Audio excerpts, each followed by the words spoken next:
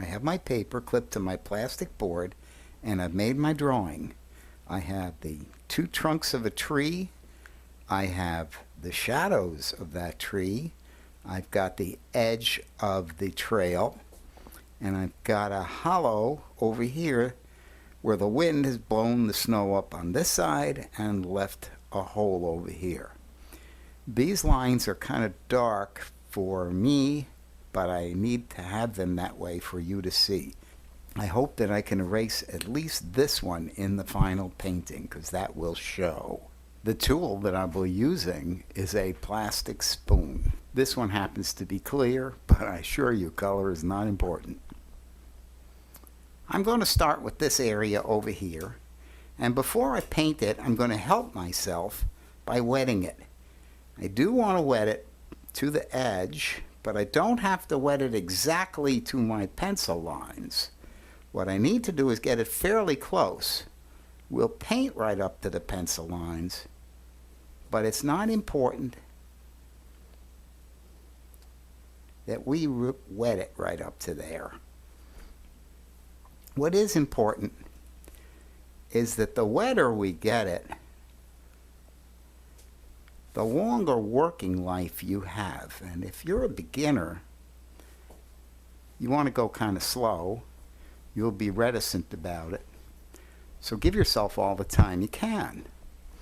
And at this point, what's kind of important is that we get some variety into this thing. I want some yellow, and I want maybe a little more yellow. I want some brown. All of this is sedimentary. I've got my sedimentary red, my sedimentary yellow. In this case, this happens to be yellow ochre, burnt sienna, but it could be pretty much anything.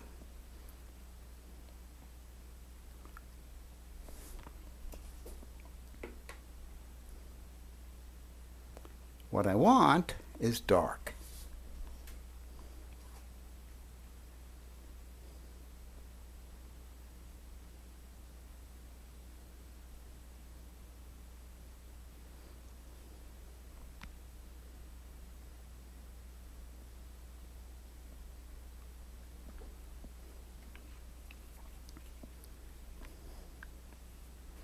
And the only reason I'm doing these things one area at a time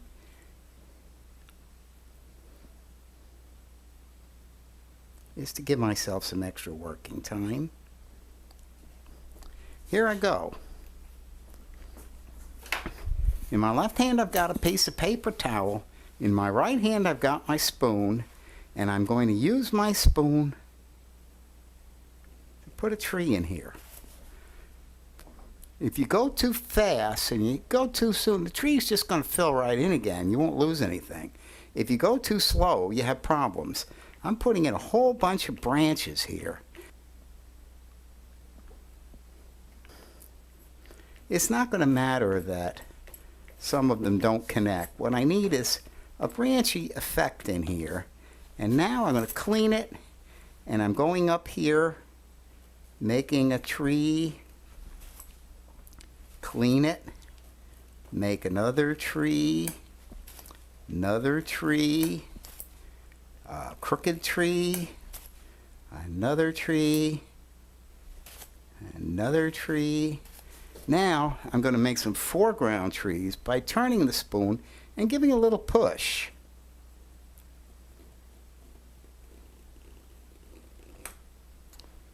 And I'll put a branch on this, and a branch over here, and another foreground tree. Doesn't have to be straight up, with also a branch going off this way and another one that way. Put a few little suggestions of other stuff in here. A couple more of those little branches that sort of disappeared in the first thing.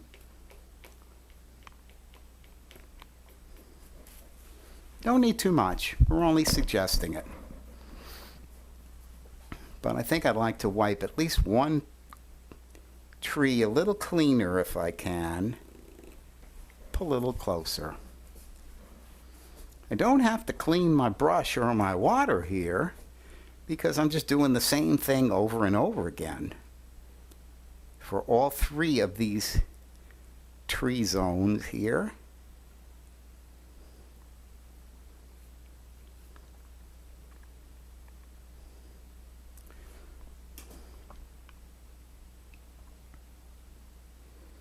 The reason I want to use different colors and mix them on the paper is it makes for a much more exciting view of things when stuff is irregular. When it's all the same, it's boring. What I need to do here, I see I'm very wet, so this is going to go a lot slower than the previous one. But we're not in a hurry.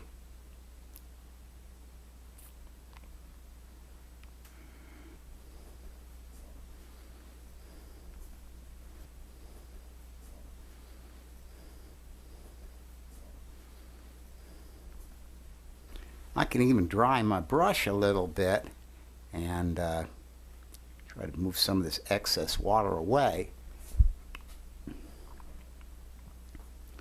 Let's try this now.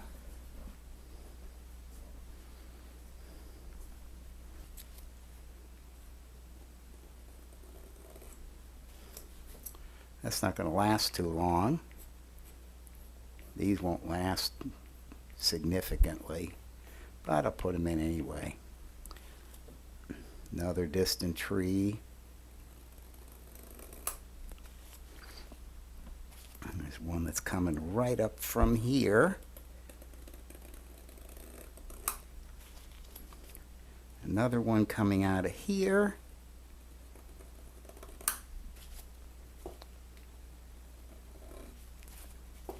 Another one coming out of here. That's a watercolor tool. A spoon works just great. Depending on how you turn it, you get thick lines or thin lines, and depending on how hard you press, you determine the character of those lines and how deeply you scrape through. There's so much you can do with a little spoon. I like to make sure my trees don't get thicker as they go up. Trees are always thicker at the base than they are at the top. That's something I really work on.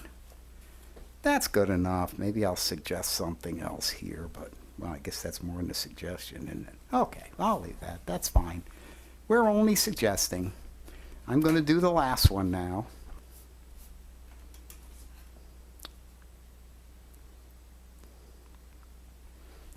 I notice I got a couple little drops inside my tree here.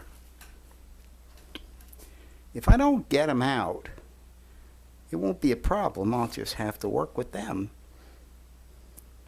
Oh, now I really did it.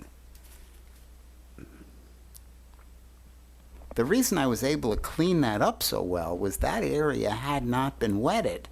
So it took a little while for the paint to sink into the paper, and in that time I was able to just lift it right off.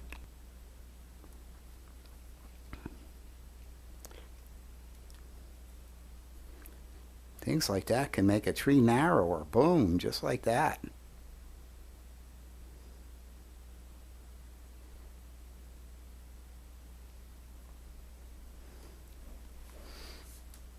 You know, same thing again here.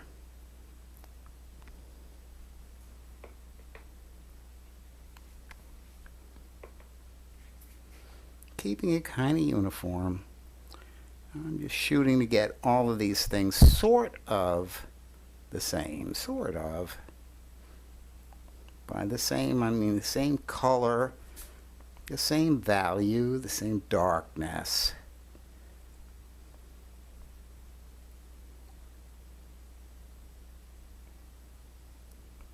The better I do this now, the less touch-up I have later, but we can always touch up a little spot like this one here.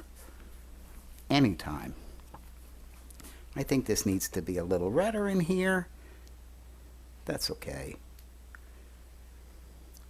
If the red is stripy, well, that's even better. It suggests things growing.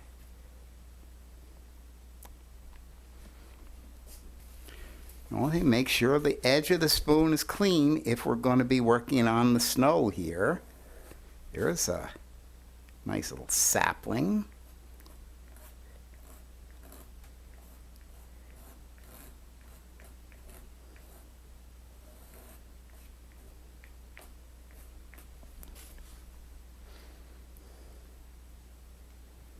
Here we go, scoop-dee-doo. Do-do-do-do-do-do. This is a little tricky in there. How I do with that tree, I'm going to kind of fudge it by bringing a crooked one out of the tree here. And that's good enough. I won't even go there much. Ah, that's a straight tree, isn't it?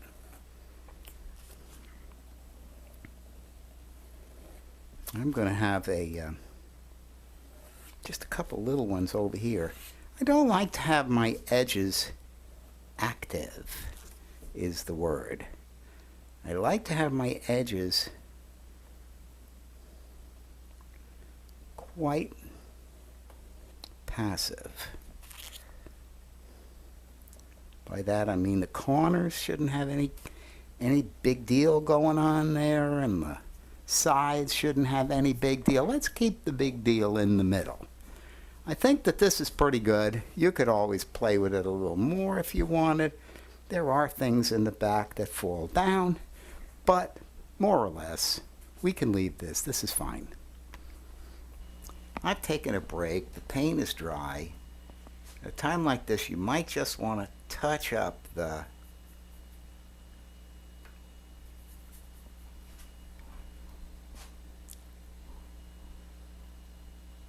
funny parts just a little bit. For instance, over here, the tree looks silly it was so wide. Here's a spot that you might want to touch up. And here's something that's definitely bothering me. Don't fret over every little thing, and don't sweat the small stuff. I've done enough. I've moved my clips from the bottom to the top, and I have almost erased this line. Let's start on the snow. What we're going to do here is we're going to keep this edge hard because we're looking over this lip of the snow into a trough, and right there is going to be a hard edge. Everything else on the snow, perhaps the edge of the trail, is also a hard edge. Everything else on the snow is soft. So the way I'm going to handle that is not to paint here on the edge. I'm going to keep the edge dry, but only the hard edge, not the soft edge. I'm taking the rest of the snow and wetting it. If I do a great job, okay. If I do a bad job, okay. This is going to be a fairly easy thing to do as long as I maintain that edge.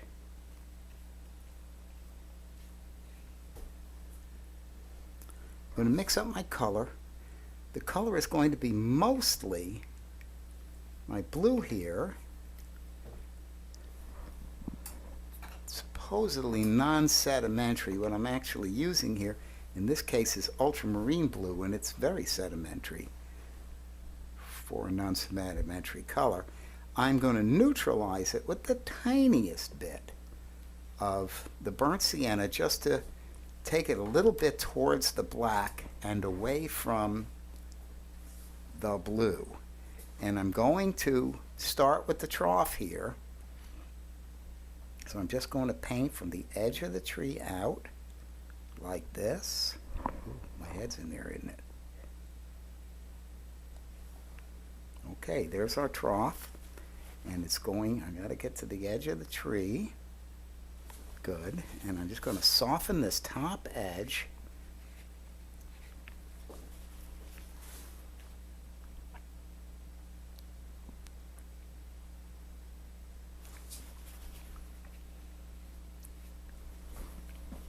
That's all there is to it. Now there's going to be a bit of a shadow around the back of here as well. And maybe there'll be some irregularities in the snow here and there. And I'm going to take some wet, wet water now and just smush these things in.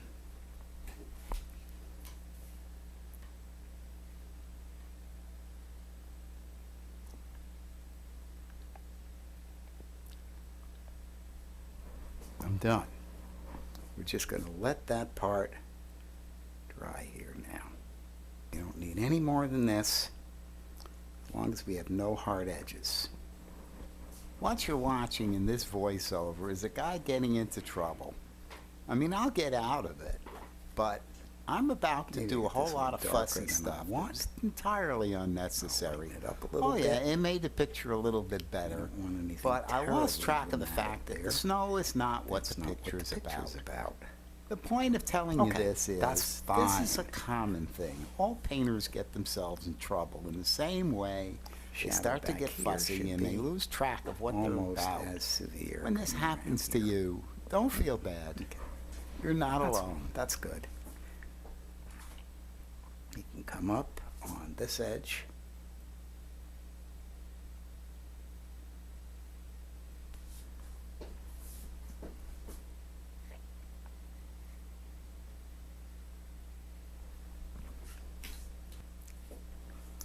Probably painted too much. That's plenty good. I'm going to leave that now.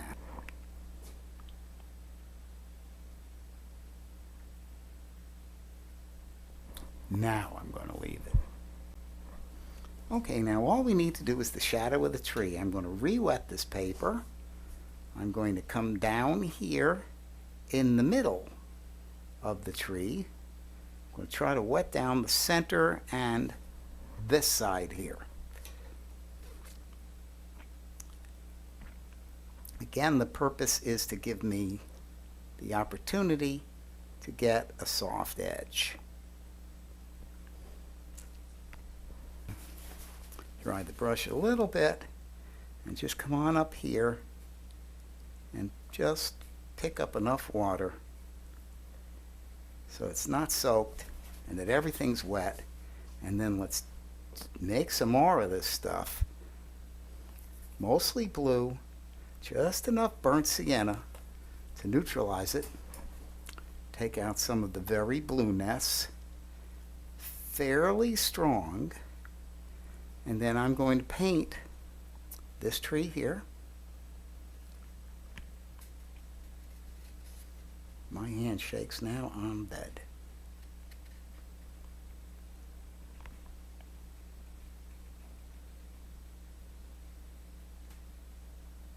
And this tree here. If you want to do them one at a time, be a little safer, that's good too.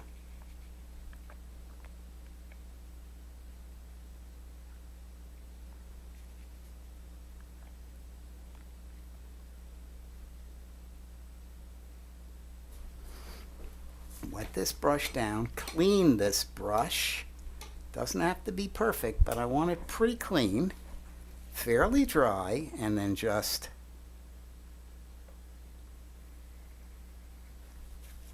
clean up this, clean up this. Wow, don't you love it how easy it is to make stuff round?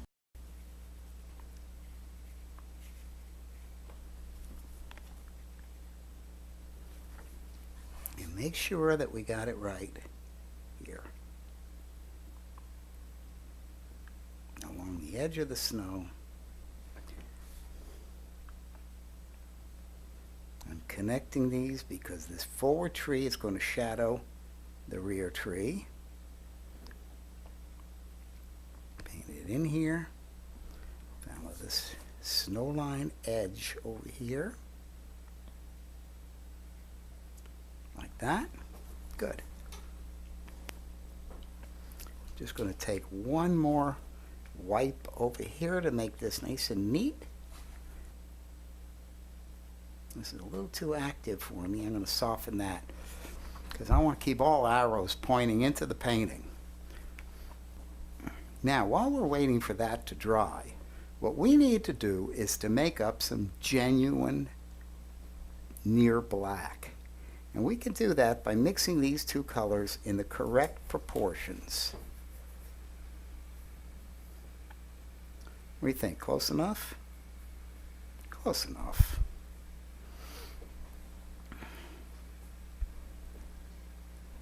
These things have little, see this little dot that I got stuck with over there?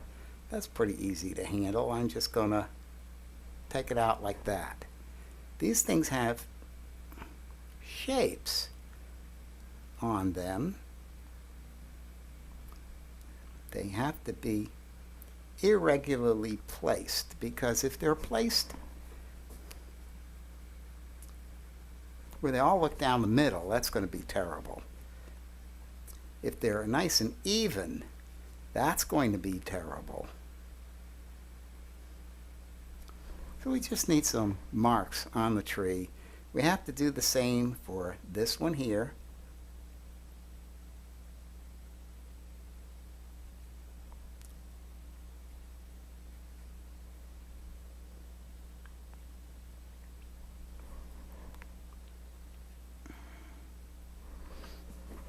I think I'm going to be happy with that. All I want to do now is to get some really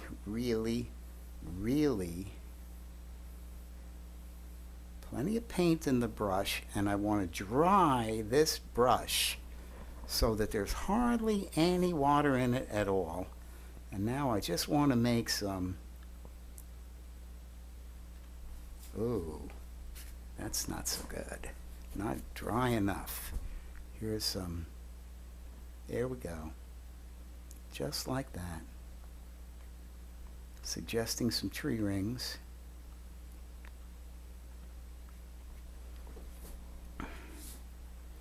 All the way down to here, even into the light edge, and around here.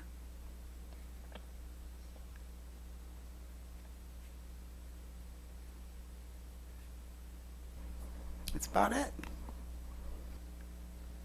Finally, I want to shadow the snow from the trees. I'm going to do that again by mixing color here. Much more blue than black. Not very thick. Here's a rule.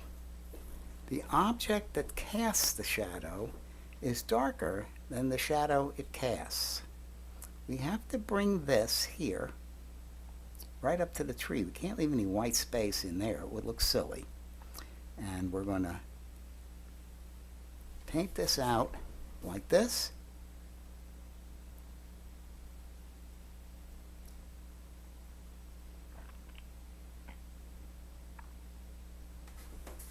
We're going to paint this out like this.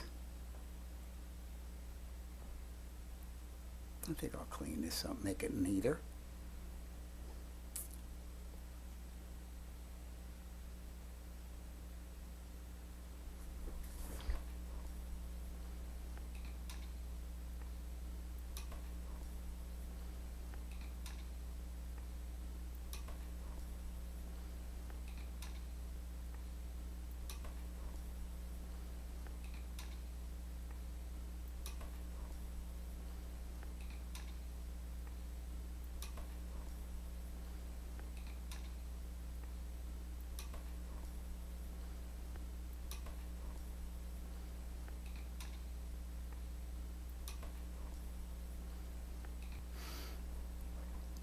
Now the last thing I want to do is just take a little bit of this sedimentary red here and just come in here and just close off those areas of white that look wrong back here. That's it. Finished. We have a painting.